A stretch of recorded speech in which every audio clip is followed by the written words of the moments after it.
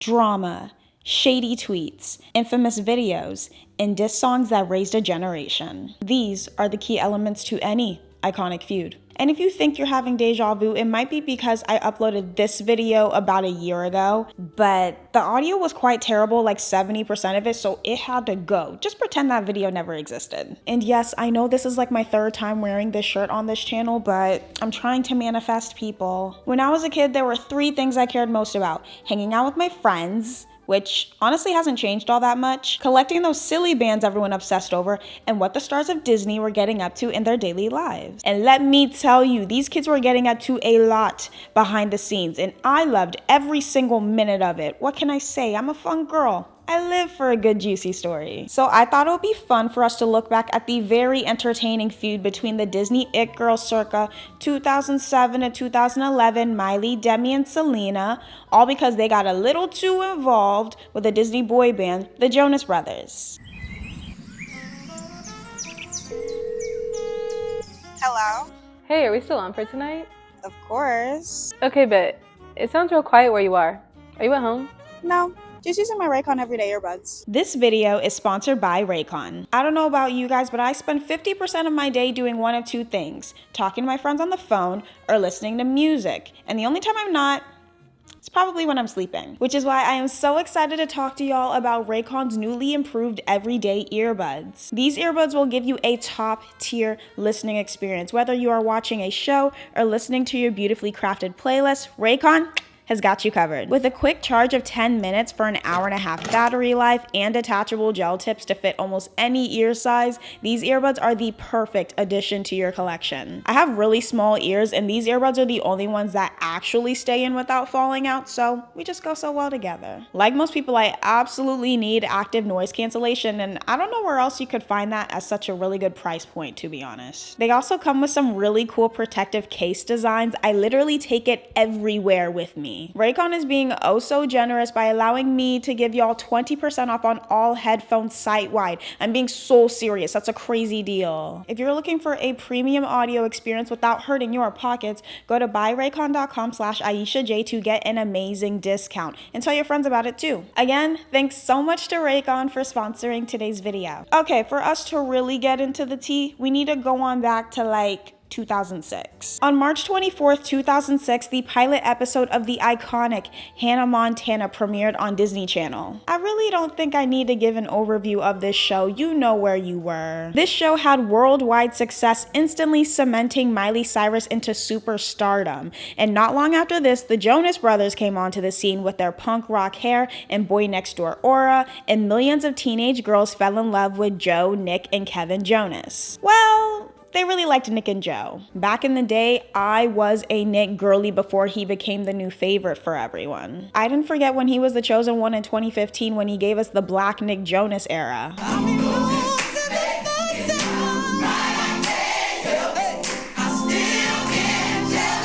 But I'm getting too ahead of myself. And poor Kevin.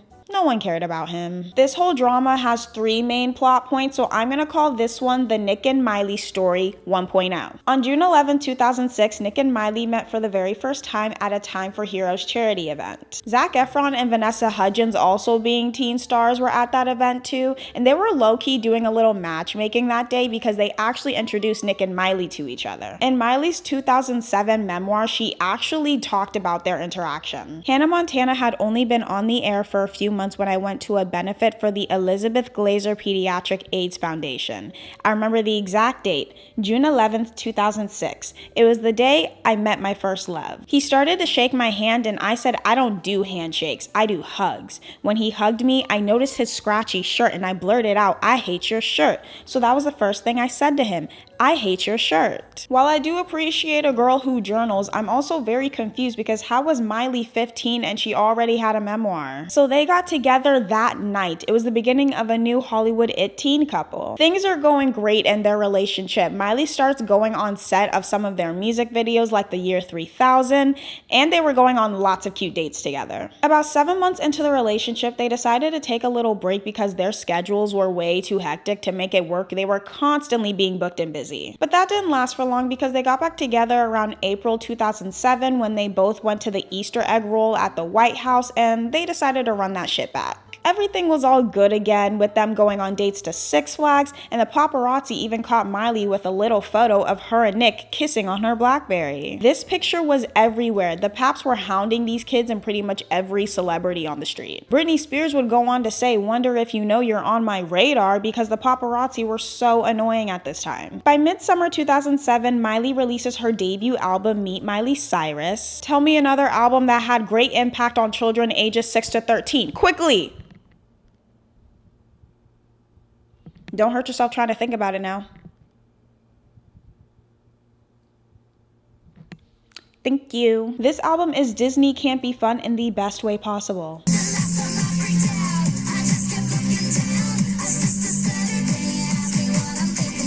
Those that saw the vision the first time, y'all are really my people for real. I'm going to admit one of my all-time favorite lyrics are my best friend Leslie said, "Oh, she's just being Miley," and quite frankly, that's when she should have won her first Grammy. If we're being very honest, this album should have won numerous awards. Look at the material here. Miley wrote 7 songs on the album, and in her memoir, she did confirm that most of them were indeed about Nick Jonas. I also want to point out that in her memoir, she refers to him as Prince Charming, so keep that in mind. Meet Miley Cyrus was side B to the Hannah Montana 2 album, and that side had We Got the Party featuring the Jonas Brothers.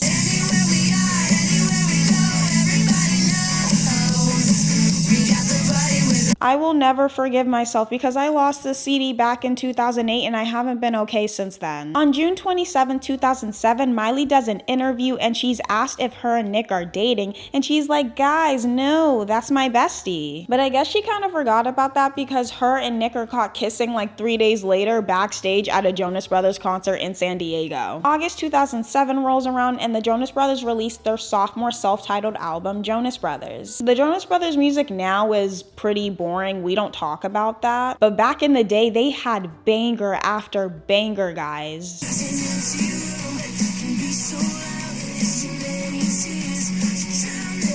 I am a big stan for Inseparable, and I am not going to apologize for it.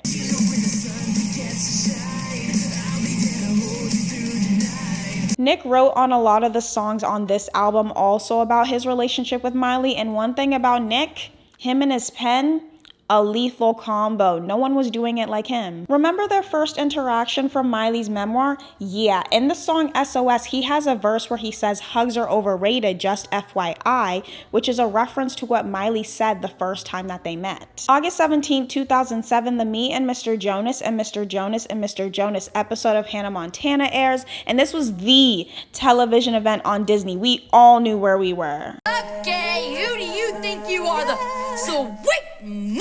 It's the Jonas Brothers. Daddy, I told you somebody was in here. I am so sorry, guys. He gets so impatient. I think we should bring back the obnoxious applause whenever guest stars come onto a show. Do these new kids even fangirl over these kinds of moments anymore? I hate that for them. This episode was meant to help promote the Best of Both Worlds tour, with Miley headlining as Hannah and the Jonas Brothers as her opening act. Okay, let's hit pause on that for a little minute because we now need to talk about the next element to the story, Demi Lovato and Selena Gomez. Just a quick side note, Demi does go by the pronouns she, her, they, them, so I might go back and forth in between them as I tell the story just because my mouth moves faster than my brain sometimes. Demi and Selena met in 2002 on the set of Barney and Friends, where they acted on as kids. Fate was clearly working overtime because by 2007, Selena would already have her own show, Wizards of Waverly Place, on Disney, which aired on October 12th. Wizards of Waverly Place was an instant hit and had all of us kids, especially me, walking around at recess with sticks in our boots trying to be wizards and whatnot. And I think we can all collectively agree that Wizards of Waverly Place is just up here in terms of writing quality and storylines. Dare I say, one of the best shows on the network. And the original one is the only one I acknowledge. I don't know what this is. And to this day, I still remember the Crazy Funky Junky Hat song. What's that? A hat. Crazy funky junky hat, overslept, hair unsightly, trying to look like Keira Knightley. We've been there, we did not, we see right through your funky hat.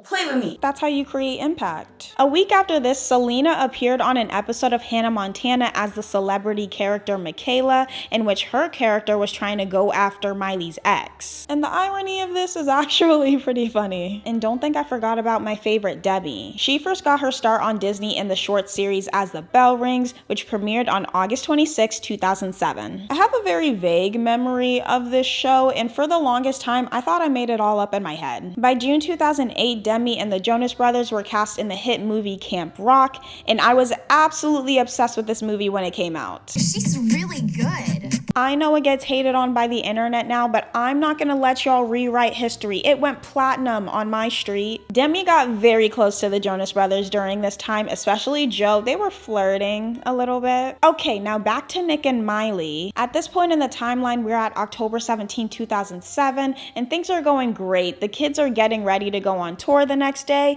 and Nick and Miley even have a little date in the rain. The next day, the Best of Both Worlds tour begins. About a month after this, Miley and the Joe Bros hit pause on their tour to quickly attend the 2007 American Music Awards. And to the event, Miley wore this cute little red dress and some high heels. Remember this outfit. We're now in December 2007, and Nick randomly dumps Miley right before their concert stop in Connecticut, which was just messy. Next month on New Year's, Miley and the Jonas Brothers are on stage at Dick Clark's New Year's Rockin' Eve to celebrate the new year, and Nick and Miley are not speaking. It's giving Mariah and J-Lo. She does not know him. Miley also enters her short-lived black hair era during this time. She was really in her feelings here. The Best of Both Worlds tour was wrapping up, and before the final show, Miley wrote down all of the reasons that she loved Nick, and she was clearly a smart girl because this would help her write her iconic song, 7 Things.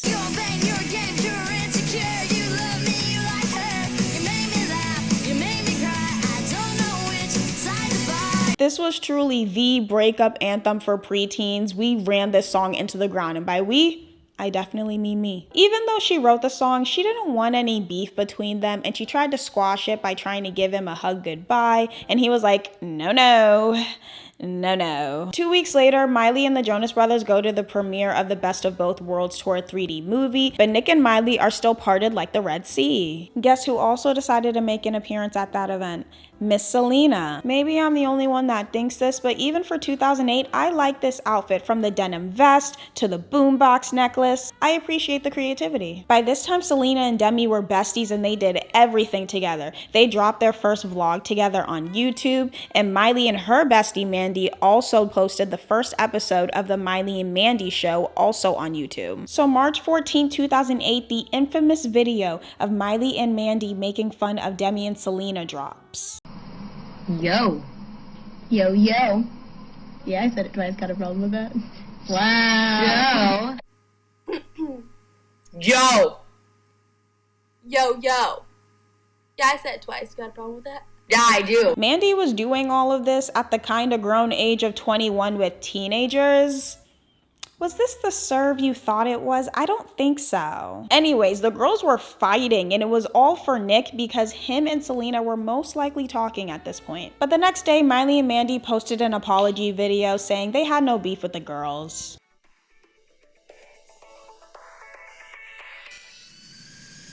By summer 2008, the Jonas Brothers dropped their Burning Up music video on Disney Channel, which was the most important video of our lives. In the video, Nick is doing gymnastics and parkour to get through some light beams when he could have just crawled under it. And guess who plays his love interest? Selena. The boys were just messy. I kind of lived for it. By now, it was a common pattern for Nick to write his songs about Miley, and he did the same here. In the song, he sings high heels, red dress, referring to the high heels and red dress that Miley wore to the 2007 American Music Awards. But don't worry, guys, Miley is a very smart girl. She got her lick back swiftly. Later that month, Miley drops her 7 Things music video, and this is where my very short emo phase definitely started. This music video was full of references to Nick, including his dog tag necklace and a picture of them that she had framed. It was now real messy at this point. Nick does an interview denying that 7 things were about him because his friend aren't jerks. These kids were throwing shots so publicly to each other, and this is what's missing from today's entertainment. Miley then releases her second album, Breakout, and in the album dedication, she thanked her Prince Charming for really giving her the material for the album. I love the messiness here. I will never shame this kind of behavior. She wrote 9 of the 13 tracks on this album, and of course, most of them were about Nick. She was not getting off this man's neck. She later said in an interview that maybe she'll add an 8th thing to the song just to make things interesting. Ugh, I love it. August 4th, 2008 is the night of the Teen Choice Awards and everyone is in attendance. And I loved Demi's outfit on the red carpet. She looked like she was gonna ask Annie if she's okay. Miley is hosting the TSAs this year and even gives Nick a little shout out, but kept it cute. There will be more Ask the Jonas Brothers questions a little later. And hopefully some more clips. Dude, Nick, that was awesome. While she performs 7 things, she goes into the crowd and sings a line with Selena to show that the girls are all right.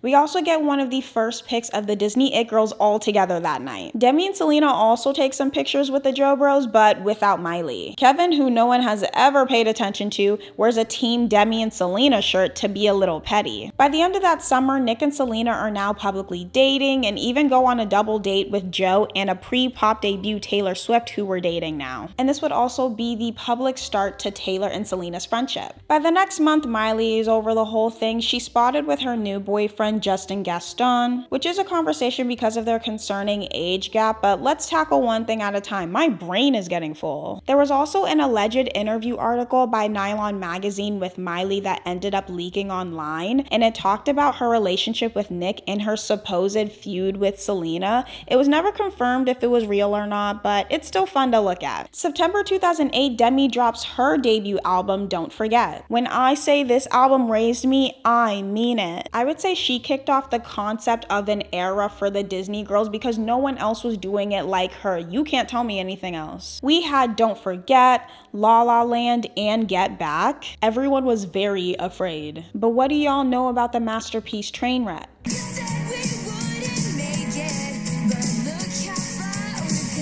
This album had me crying over an imaginary boyfriend that I never had, and I thank her for it. A lot of the songs on the album were written with the Jonas Brothers, which I think is pretty apparent from its production style and its lyricism.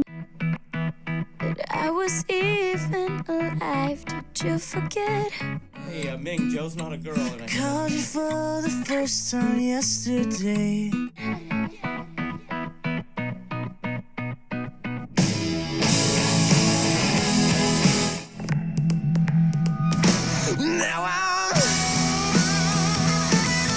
And some songs are thought to be about Miley, but from Nick's perspective. For Halloween that year, Miley's boyfriend Justin dresses up as Nick Jonas to be funny. I like what he tried to do here, but he did not eat. Okay, we're gonna talk about Taylor for a little second. She's not super important to the story, but I do find this very funny. At this point, Taylor and Jo had broken up with him dumping her over the phone, and she ended up roasting him on the Ellen show. It's like when I find that person that is right for me and he'll be wonderful. And when I look at that person, I'm not even gonna be able to remember the boy who broke up with me over the phone in 25 seconds when I was 18. She knew she ate here. Beginning of 2009, Nick and Miley squashed their beef and hug on the stage of the kids' inaugural concert, so they're good again. The next month, Miley and the Jonas Brothers attend the Grammys, and sources from that night claim that Miley was texting Nick all night. After the Grammys, the Disney girls and Taylor meet up for the Sunny with a Chance launch party. I'm not kidding when I say this picture needs to be in a National Artifacts Museum or something. 3 days later, it's announced that Nick and Selena are no longer dating. He says he's a single man now. But she went out with Demi and Selena the next day, so she's good. Her outfit was clearly picked from the Alex Russo on-set closet. The brand was very strong here. The next month, Miley releases her book Miles to Go, and in it she wrote an entire chapter dedicated to her relationship with Nick that she called Prince Charming. After this, she does an interview and she was texting someone during it, and when the interviewer was asking who she was texting, she said she couldn't say who because it would make her boyfriend mad, and the interviewer, being a little messy, exposed that she was texting Nick. And this is what's missing from journalism nowadays. People won't poke until they get the real story anymore. The kids all then go to the Kids' Choice Awards, and Nick and Miley are looking very cozy together. And Selena was not having this. She tweets, "Was I wrong for refusing to be a seat filler? I was just tired of trying to be someone I clearly wasn't. I'm sorry. Writing. Studio time." That's right, Selena, take it to the booth. After this, Nick and Miley are seen going out together in the streets of LA, so everyone's trying to figure out, are they together or no? But remember, Miley was still with Justin at this time. Well, at least to us, she was. June 26, 2009, the gang films the music video for Send It On, and the next day it's announced that Miley and Justin are done and she's ready for the streets again, maybe one on Nick Boulevard. The next couple of days are the most unfortunate series of events that one could ever witness, so here we go. June 9th, Nick and Miley are seen kissing on a jet ski during Miley's filming of the last song. The next day, Selena tweets about some conversation she had with her bestie, Taylor. Miley then posts some tweets about someone very special to her. "I'm sorry, this girl is a comedian. She said it's my world and everyone else just happens to be in it." If you thought Nick was done writing songs about Miley, have you learned nothing here? The Jonas Brothers released their 4th album, Lines, Vines, and Trying Times, and I think this is their second best album cover. The boys were serving face here. But there's just something about a little bit longer. This is art to me. Most of the songs on the album were yet again about Miley, especially Before the Storm, which she was featured on. June 18th, while the boys are in an interview, Joe says that Nick and Miley are back together again for the millionth time. But after this, Miley tweets that she's single. How are the kids not tired of this? Because I know I am. This is kind of unrelated, but that summer, the iconic crossover episode Wizards on Deck special premiered on Disney Channel. It was a crossover of Sweet Life on Deck, Wizards of Waverly Place, and Hannah Montana, the biggest shows on the network at that time. Something interesting to note is that the Hannah Montana and Wizards of Waverly Place storylines never interacted at all, and we got absolutely no scenes of Alex and Miley in the same place the entire 3-episode run. Even as a child, I noticed this. I felt very slighted and I wanted my 30 minutes back. August 14th, the Send It On music video premieres on Disney Channel. This was yet another video very important to us kids. They inspired a generation to save the planet.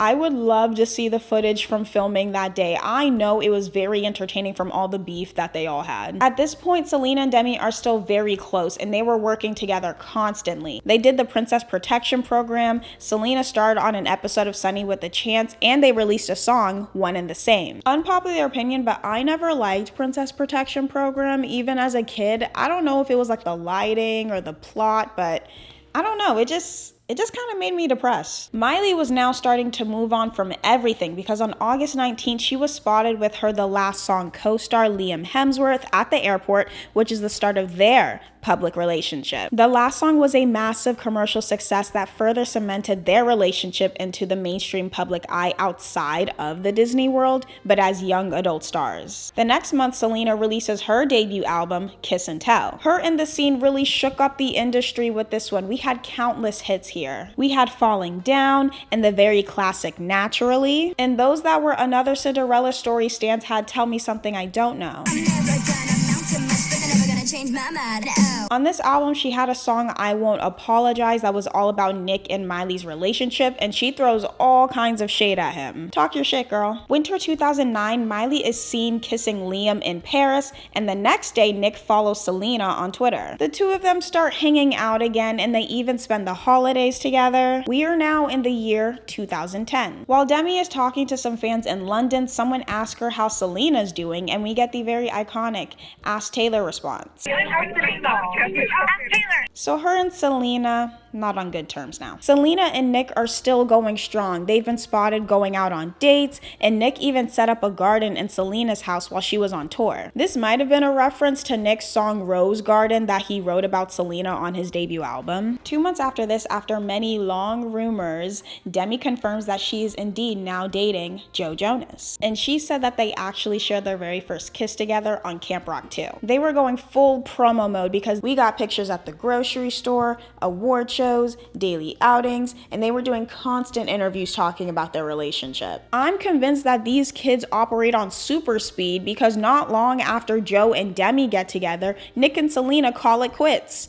Again. Demi is then on the cover of Girl Life, and she talks about her current relationship with Selena, where she says that they're both kind of busy and they don't really talk to each other like that. Around May, Miley and Justin Bieber randomly start hanging out, and people thought they were now dating, but they would shut that down quickly. This is also unrelated, but I want to point out a photo shoot that Demi did with Joe for Teen Vogue. She absolutely served here. Her face card will never decline. The dress, however, someone needs to be put in jail for this. Unfortunately, a day after this photo shoot, they would end up breaking up. And what makes this extra messy is that they were still supposed to go on the Camp Rock 2 tour together. The way that they're not making eye contact with each other, the producers are so sick for this. August 2010, it's announced that Miley and Liam broke up, but they were spotted together again not too long after this, which would be a common thing for them in the future. Nick and Miley are officially on good terms now. Her and Demi go together to his 18th birthday party. Demi was going through a really difficult time at this point. During the Camp Rock 2 tour, she ended up punching one of her background dancers, Alex,